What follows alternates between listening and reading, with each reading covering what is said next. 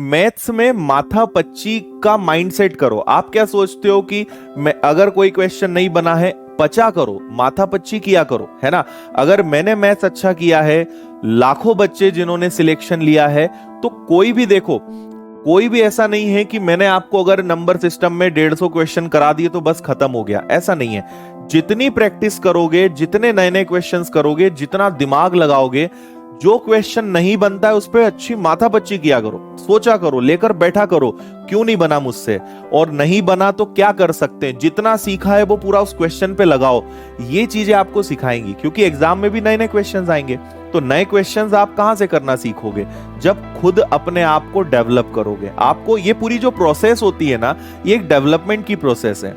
आप अपने आप को डेवलप करने का काम कर रहे हो, इसलिए भागो मत, फेस करो। कोई क्वेश्चन नहीं बनता है, मैं कई बार ऐसा होता था कि जब मैं पढ़ाई करता था, आज से 10-12 साल पहले जब मैं प्रिपरेशन करता था, अगर आप विश्वास नहीं करोगे, अगर कोई क्वेश्चन मुझसे नहीं बनता था ना, मैं उस क्वेश्चन को लेकर 2-2, 3-3 दिन, 1-1 हफ्ते बैठता था। ऐसा नहीं कि लगातार उसको लेकर बैठ रहे हैं। जैसे मुझे कोई क्वेश्चन नहीं बना, अब अधिकतर बच्चे क्या करते हैं, पढ़ा पहले डिसाइड कर लेते हैं ये अपने से नहीं बनने वाला है, और वो उसको छोड़ देते हैं, ठीक है। या थोड़ी बहुत देर पच लिए, नहीं बनने वाला है, किसी से पूछ लेंगे, आजकल तो मोबाइल है, किसी को भी फोटो भेज दी, कुछ भी कर दिया, बताओ यार ये हो नहीं रहा है, उसने बता दिया।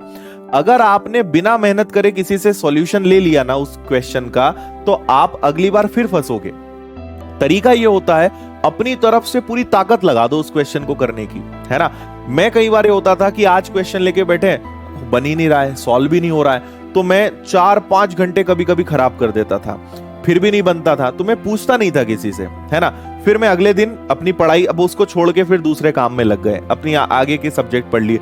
अगले दिन फिर फ्रेश माइंड से उठाता था कि यार चलो आज इस क्वेश्चन को और करके देखते हैं, अभी ये हो पाएगा क्या, क्योंकि किताबों में लॉन्ग मेथड होती थी, और मैंने कसम खा के रखी थी कि मैं लॉन्ग मेथड से, एक्स से, फॉर्मूले से क्वेश्चंस कभी नहीं करूंगा, हमेशा क्वेश्चंस को लॉजिकल ही करूंगा।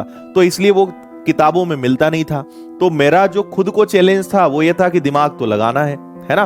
तो लगाते रहे, दूसरे दिन फिर 3-4 घंटे खराब करे, नहीं बना, फिर अगले दिन पचे, कभी कभी हफ्तों लग जाते थे उस क्वेश्चन को करने में, लेकिन एक ना एक दिन सॉल्यूशन जरूर मिलता था।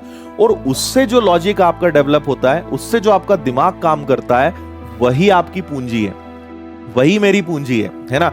जो मैंने इतनी अनंत माथापच्ची करी है, इतनी सारी ट्रिक्स, इतने सारे शॉर्टकट्स, इतने सारे लॉजिक्स डेवलप करें, ये किसी किताब में आपको मिलेंगे ही नहीं, क्योंकि ये किसी किताब में लिखे होते ही नहीं है, ये खुद आप डेवलप कर सकते हो। तो इंटरेस्ट लो, उस पर काम करो, धीरे धीरे आप भी एक्सपर्ट बनोगे और आप इन चीजों से खेलना सीख जाओगे। इसलिए अपना तरीका बदलो, है ना।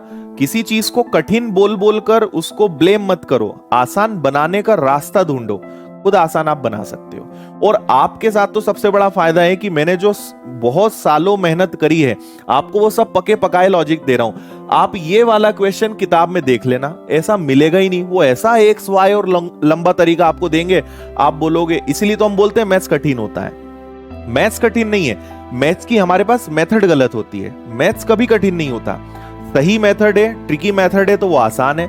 अगर मेथड गलत हमारे पास है, लॉन्ग मेथड है, तो हमें कठिन लगेगा। तो आप मेरे तरीके किताबों के तरीके से कंपेयर करना, आपको लगेगा कि सर किताबों में तो ये चीजें हैं ही नहीं, क्योंकि वो किताबों से सीखी नहीं है, खुद से डेवलप करिए। तो इस दिशा में काम करिए, ऐसे सोचिए, तो आपके अंदर डेवलपमेंट होगा।